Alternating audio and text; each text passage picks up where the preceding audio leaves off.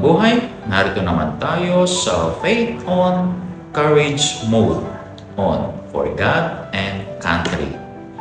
Greater love has no one than this, to lay down one's life for one's friends in John chapter 15 verse 13. Imagine may nagtanong sa iyo right now, Team God ka ba o Team Bayan?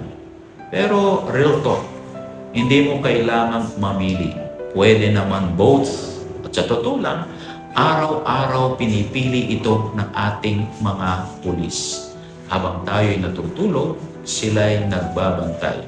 Habang tayo'y ligtas, sila'y nakaharap sa panganib. At sa lahat ng iyon, dala nila ang panata. Courage mode on for God and country. Ikaw naman, sa sarili mong laban, pamilya, trabaho, o pangarap. Courage mode on ka ba o naka-off pa rin?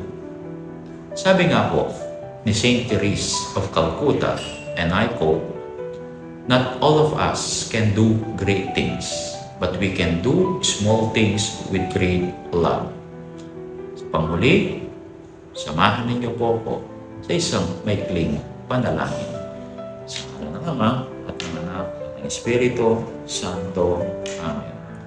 Panginoon, salamat sa tapang ng aming mga pulis.